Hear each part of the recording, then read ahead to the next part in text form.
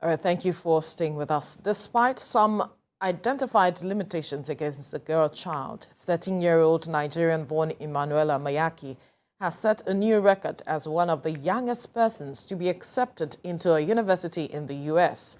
Ms. Mayaki was accepted into the program for the exceptionally gifted at Mary Baldwin, United States, to study computer science in the spring.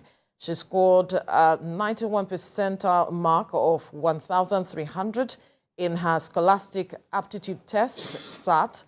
One of Mayaki's personal accomplishments at age 11 in the year 2020 was the opening of an ICT Academy for girls in Abuja, Nigeria. But joining us now from our Abuja studio is Emmanuella Mayaki. And I believe her dad is also there with her to speak with us. But Emmanuella, good morning. Congratulations on your recent achievement. Good morning. Thank you. Talk to us. How do you feel? And in fact, how did you do it?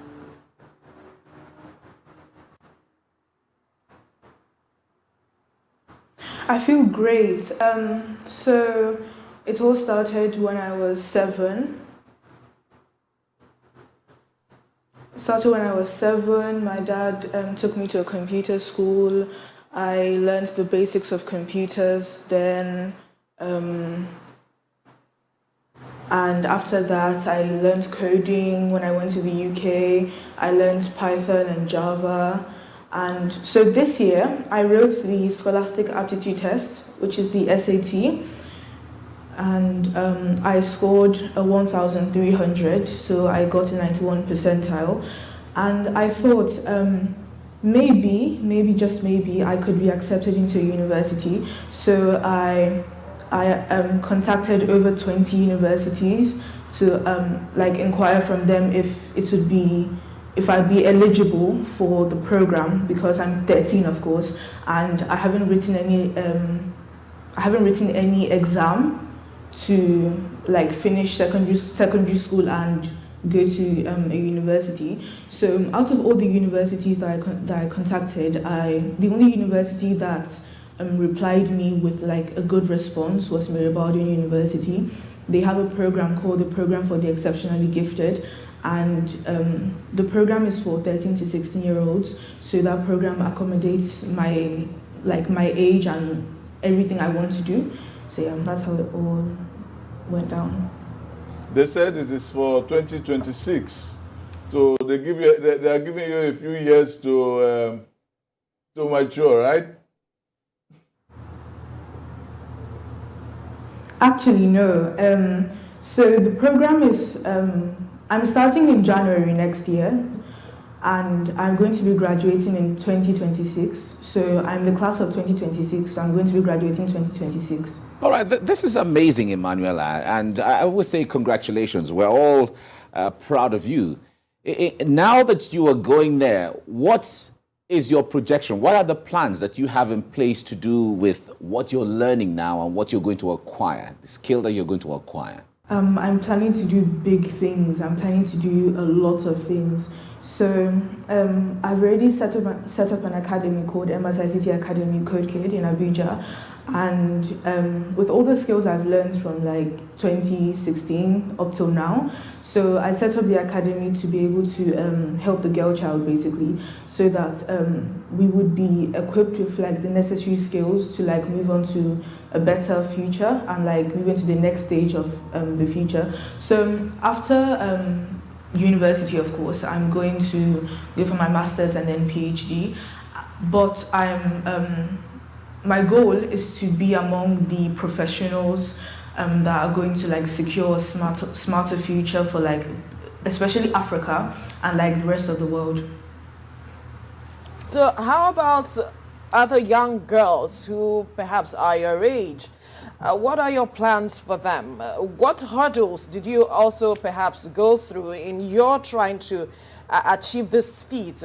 How do you intend to use that to perhaps encourage other girl child to walk this path?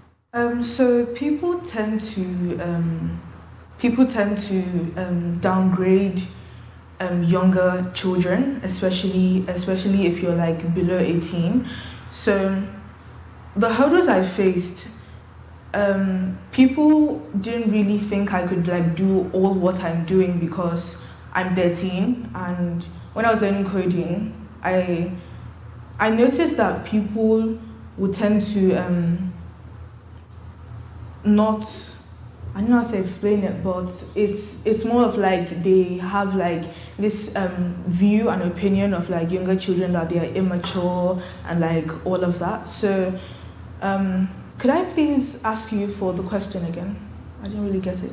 Right, you're on track. I'm asking the challenges you went through and how you want to use that to encourage young girls like your age to come on board what you are going or what you have gotten as it is now. So, to be very honest, I don't think I went through a lot of challenges, apart from the fact that people would look down on me because I'm very young. So, I would say that you shouldn't really like pay mind to those people, because at the end it's your life, and people don't like discourage a lot of, let's say, child marriages now. So I'm 13. I'm doing something good for myself and like the nation and like a lot of other girls by establishing ICT Academy, Code Kid in Abuja. And people don't look down on child marriages. They don't say that, okay, these girls are too young to like do this. They don't say like these girls are too young to like get married, and like we don't look down on that. Like, of course we look down on it, but like it's kind of normalized now. So I think one like trying to discourage you from like your dreams and goals and all of that. Emmanuella, quickly talk to us how the level of encouragement you got from your parents, how they discovered your interest for the ICT and how they were able to help you build on it.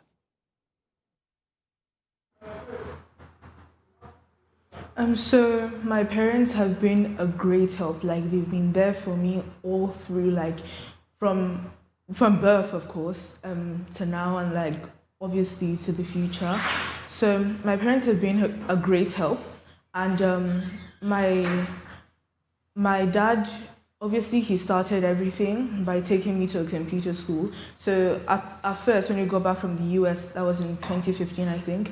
So during my summer camp at school, so he told me that instead of you like these are like things I already know. So instead of you like going to do that, maybe I could go to a computer school to learn how to type, of course, because those are skills that I'm going to need in the future, of course. So great, thanks to my dad. And he checks like my search history, because obviously a lot of children tend to look at like search things that are not really needed. So he looks at my search history on Google and other social media platforms, the ones that I have, and he guides me. So, and also my mom, she has also been a great help. My mom, she makes the best food, of course, and that food has helped me to like grow and understand things that I am coding. Thank you, mommy, if you're watching this. It's very interesting to see the stories and read about you and all the feats you are doing. Have you come to terms to the idea that people call you a genius? How do you relate to that concept, and when you look at yourself and look at your future? Oh, genius. Yes. How do you relate with it? I wouldn't really have an answer to that, because I'm going to thank everyone for calling me a genius, but I don't think I'm going to toot my own horn by calling myself a genius.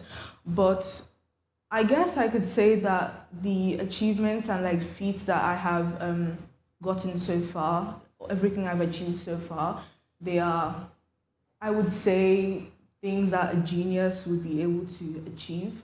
But I would stay humble and not really toot my own horn.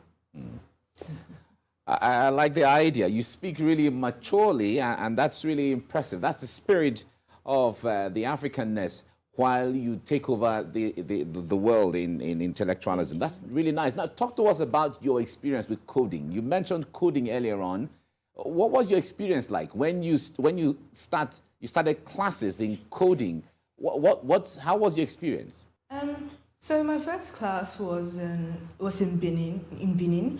It was in NIT in Benin, and I had like a lot of older people in that class. There were lots of older people in that class, and at that point, I didn't really like care if people were older than me and like if they would look down on me. Obviously, I noticed like some differences between like our level of thinking and maturity.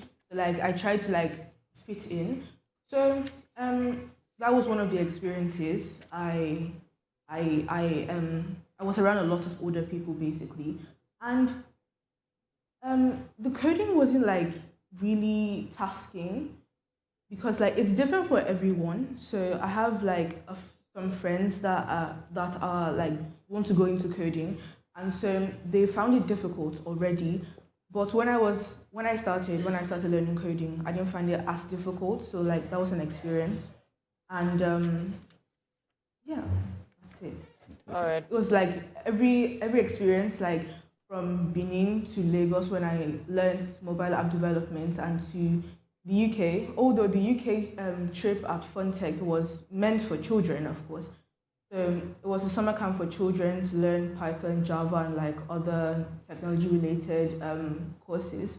So I was around people my age, but in my particular course in the UK, that was Python and Java, I was actually among the youngest. So it was for, I think, 11 to 16-year-olds, and I was among like the only 3 11-year-olds there.